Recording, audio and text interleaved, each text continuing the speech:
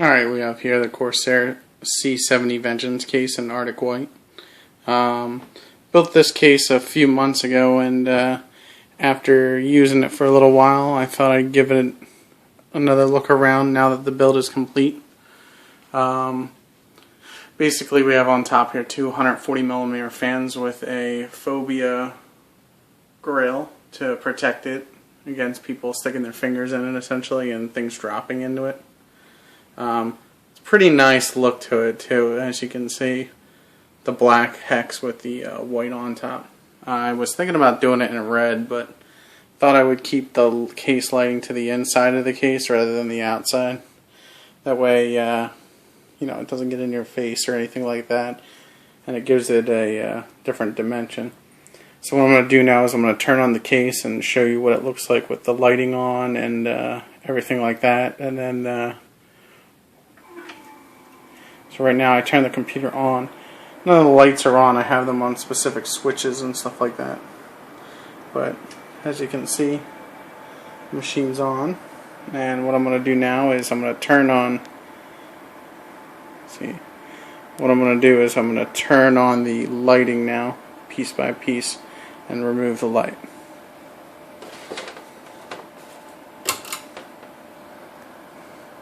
So I have the LEDs on a dimmer, but before I turn them on, you can turn on the fans individually with the Bitfenix, basically fan controller here in the front with the Bitfenix. Alright, and as you can see, red is the color I went with. Lights are on. Basically kept true to the red and white design.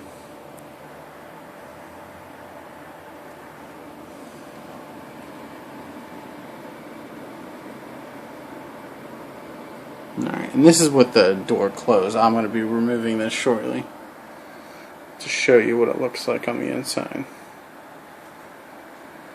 Now, I'm going to turn the lights on. Now, they're on the, basically what I did here is that I put them on a dimmer here, so I want to show you. I'm going to turn it up, and as you can see, you can see inside the case. Now what I did was that the fans are on a 4-pin Molex connector. So what I did was I cut them off the line and put them on a 3-pin Molex to basically make it so I can put them on the fan controller. I spoke with I believe it's Logisys, the company who makes these LEDs, and spoke to them about the voltage you can use in it, and they said you can use it, they'll be visible up to 7 volts, but once you go below 7 volts you may not see any light, which is perfect for this application. Basically, here's what happens when you turn it all the way down. They're very, very dim. Here, I'll even turn these off. And you can see there's no light coming off of them at all. It's just very quiet, low light. And that's perfect for the application. Basically, I wanted a case where I could have them on when I wanted them on. If I didn't want them on, I could turn it all off. So now I'm going to pause the video and I'm going to open up the case. Okay, and we're back with the inside of the case. Now, currently I have the plexiglass left on there, but I'll be ordering a flat, clear sheet to basically replace it. And I'm not too much of a fan of this acrylic window either, because it attracts dust so easily. The dust just basically adheres to it, and that's basically the idea with the plastic. And I really liked, here, let me show you. I really like these Bitfenix fans here. Let me focus in on this.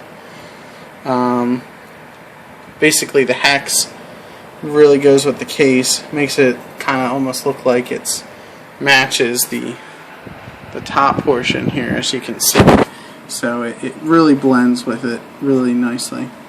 I was thinking about replacing these stickers with a design of my own, because, to be honest with you, nobody likes that.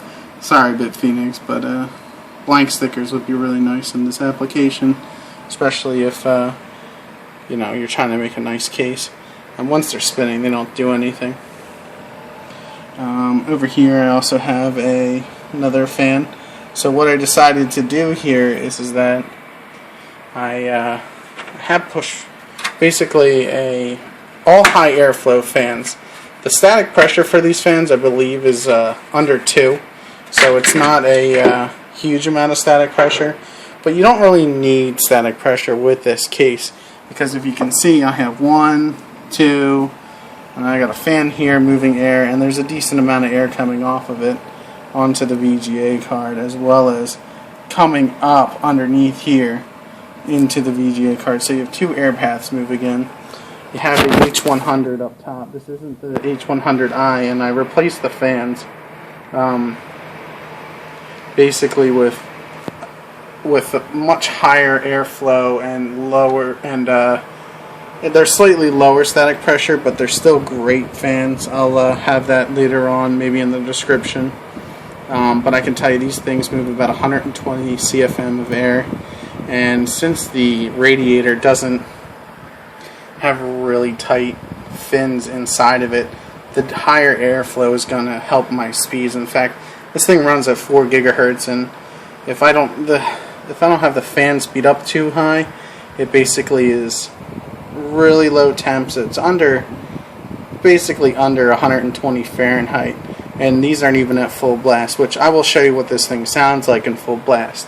I have the fans only at a lower speed here. None of them, as you see, are turned up, and it helps with, you know, just noise.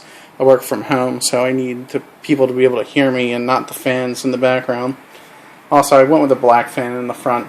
I was thinking about changing this because this fan top speed only moves about 90 CFM, and if I put 2 120s in the front, though, they will each combined can move more than this one fan. But just for the purpose of it, I wanted to keep the 140 in there. I was basically experimenting with the case design, trying to get a 140 and a 120 in the front, but I found that right down here, this part right here, you can't fit a 140 millimeter fan in this bottom section.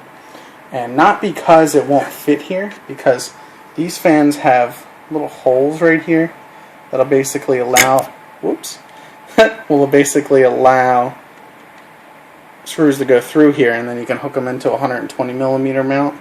But this section right here, there's actually, see that right there? That gets in your way, and unless you cut that out, it's not going to fit. But the only thing is that I haven't decided to do that yet, because I think what's going to happen is the case is going to rattle a bit, and that's not really what I want. So I'll have to experiment with that to put 2 140s in there, but they will fit. You just got to do it the right way, and you got to put, basically, to make it work, you put a 140 on the bottom here with the 120 millimeter sockets. You cut off the bottom piece that basically plugs into here, and then you put a 140 millimeter in place of this cage here on the inside, and you got to get rid of this cage too, and you'll have 2 140s pushing air through the front. But then this one really doesn't do anything for you. So if you're thinking about water cooling, you just put another radiator down here at the bottom. You'll get really nice airflow. You should have 120 millimeter radiator here, and a 120 millimeter radiator, or even this is easily fits a 140, as you can see right in here. There's plenty of room to get one in there. It's not even tight in there. In fact, you could probably go higher than a 140 millimeter radiator, but not too much larger. But it would be perfect for the situation. I really wish Corsair would make one that does that, increases it to 140 millimeter times 2. I mean, if you did it that way, you wouldn't have any issues with cooling now, would you? But basically, the increased radiator would definitely dissipate even more heat than it currently is. I decided not to plug fans into this because there's no external control on the basically on the fan controller here for this up top, as well as the pump controller. And it still does this. It's working properly, and you can feel it rolling through the pipes here. Basically, all the liquid in there. But I just didn't want it. I wanted all control in the front. Now, this fan right here, though, it's giving me a little bit of issue. I talked to Bitfenix about it, and they're going to RMA it for me. It's making a little noise, but none of the other fans are doing it. I got it turned down so I wouldn't hear it at all, but it does start clicking. So if you also have issues with that, I mean, just let me know, because I mean, I feel like I'm the only one with that issue. What else I have in here? This is a i7 3930K. It's at 4 gigahertz right now. I've gotten it a little higher than that, but I haven't really pushed it. Now that winter's here, I was thinking about really driving a decent amount of gigahertz out of it and going for 4.7, but I've ordered the H100i, and I'll probably be doing it with that, and then it'll probably go together with my red display a little bit better than this red and white, but it's not really that big a deal. These are the Bitfenix cable 24-pin motherboard mounts, and I have an 8-pin up top as well for Bitfenix right there. Goes in pretty nicely. Don't mind this cable right here. I have this all unhooked because of this video. I was waiting to make this video before I tied it all down. I have 16 gigs of Corsair XMS3 on a AsRock 6 GB board. It's pretty nice. It comes with the sound card here with the other Ethernet port, and the sound card even has a red LED. I don't think my camera's there. There it is. You can see it a little bit. The red LED's pretty cool, like, because it went with the case, but you can turn that off, which I also like. It's not that bright though. I mean, it's nothing to, you know, write home about. I got a GTX 670 for the Win Edition graphics card in here. I have to say that this graphics card is really nice. I mean, one card can definitely do a lot of gaming, but I was definitely thinking about getting another one though. Got plenty of room in here for it. And this one doesn't get that hot. I've actually started overclocking this, and in 3D Mark, I'm right around 10K in terms of graphics card score with just one card.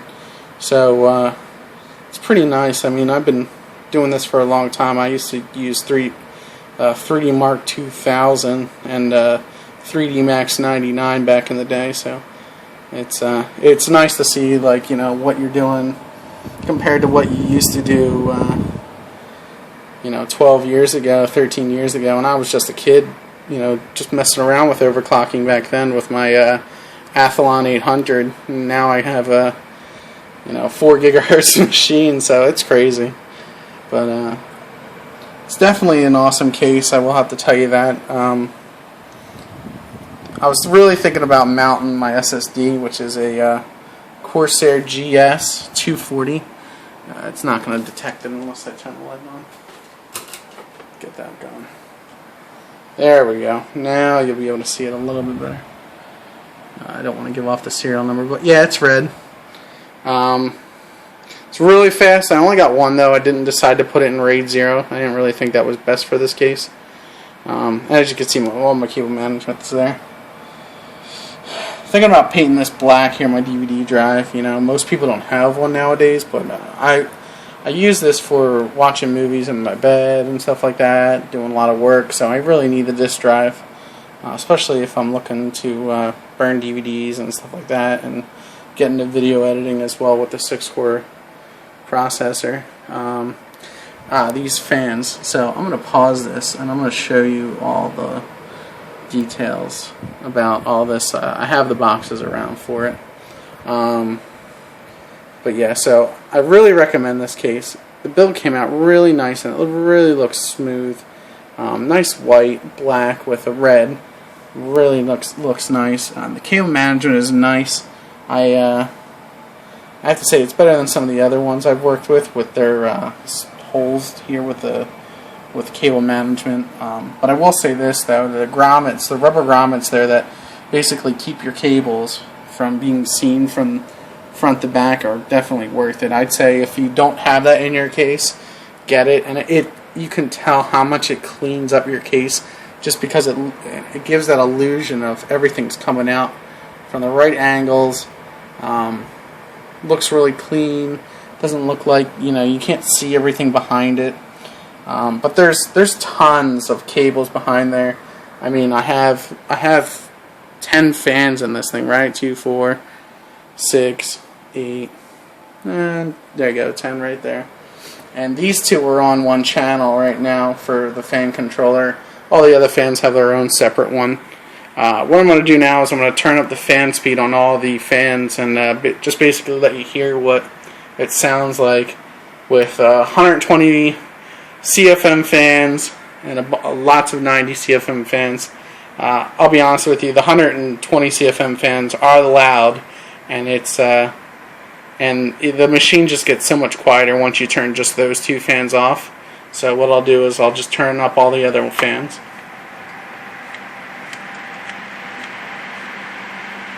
Okay. So now you'll hear it a little bit more now. Alright, and now I'm going to turn up the 120 CFM fans.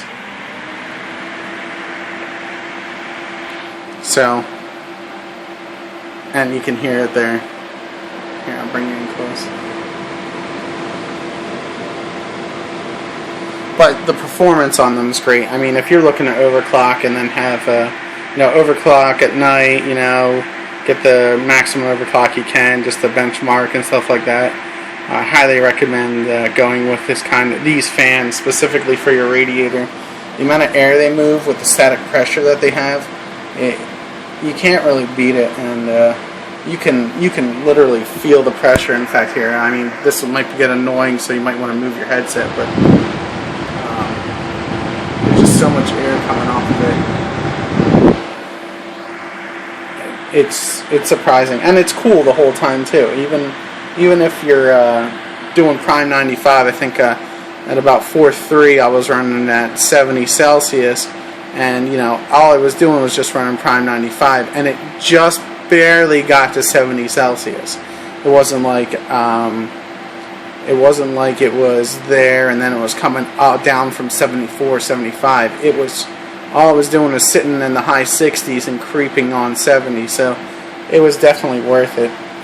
If you're curious how long Prime was run for, it was run for 15 minutes at 70 Celsius, so totally worth it. Definitely love they sound so much better too than the ones that come with the H100, so highly recommend them.